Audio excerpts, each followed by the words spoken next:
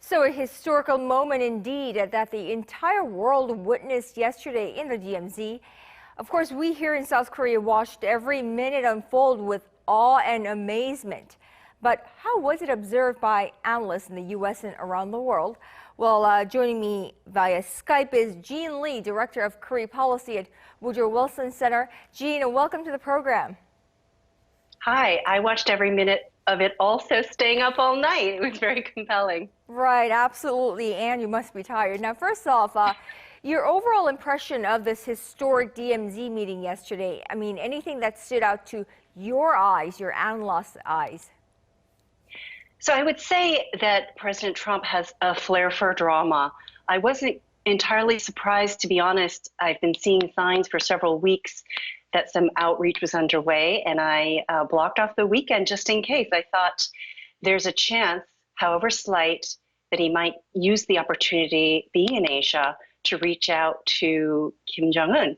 And so I wasn't entirely surprised, but certainly the speed with which it happened, going from that moment that he sent the tweet from the G20 summit to the moment he stepped over the military demarcation line, was really a matter of a day. And so that is unprecedented. I think that there's some concern here in Washington that it breaks protocol, and this flair for drama and theatrics means there's not enough time for preparation.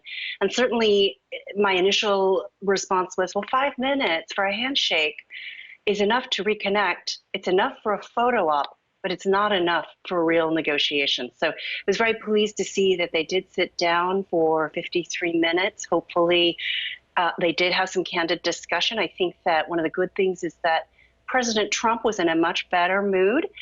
I believe he was not in the right frame of mind in Hanoi. He was very distracted by things happening in Washington, D.C., and that was not good for negotiations. And that it was very shocking to Kim Jong-un when President Trump walked away from those talks. So clearly, both of them in a much better place, in a much better mood. And so certainly reconnecting this way was very positive.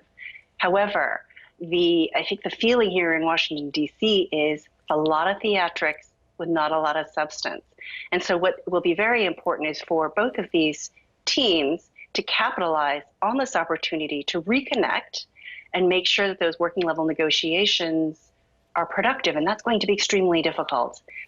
And secondly, I would say that there is some concern. I can imagine that in South Korea, these moments where you see Kim Jong-un live and you see both of them in a scene that was unthinkable just a few years ago, gives a strong sense of promise.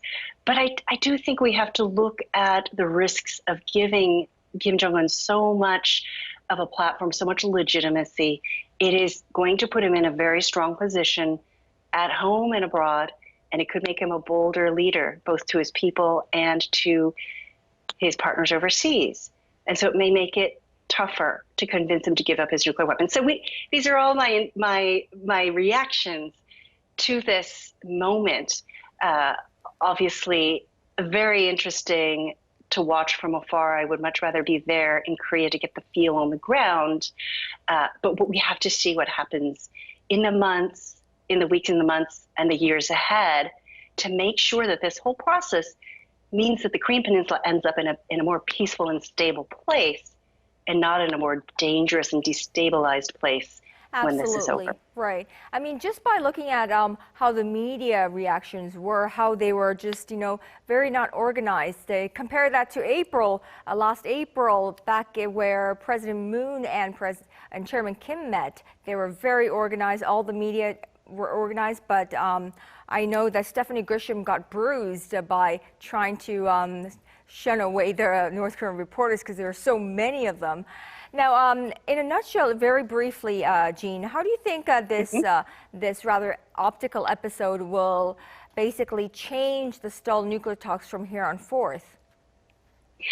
So this is a moment that can kickstart the negotiations. So that's very positive. And I do think that after 4 months of little to no communication between the North Koreans and the Americans, everybody was getting antsy, not just the North Koreans and the Americans. Clearly, South Korea, President Moon is anxious to have some movement.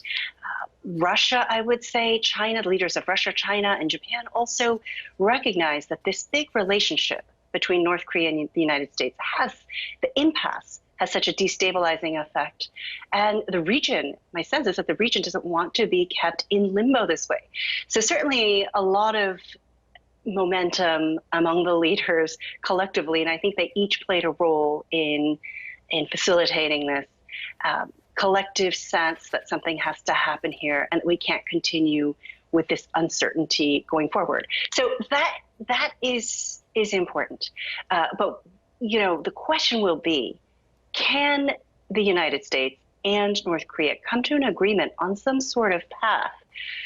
Can they come in from their very tough positions that they staked out and laid out in Hanoi and agree on a deal that both of them will stick to? And that is clearly the bigger challenge, because we've seen broken promises on both sides. So it's not a relationship or a negotiation that is going to come easily. Absolutely right. We do need to remain cautious about that. All right, Jean Lee, director at the Woodrow Wilson Center, thank you so much for your time today and your insights. We appreciate it as always. Thank you so much.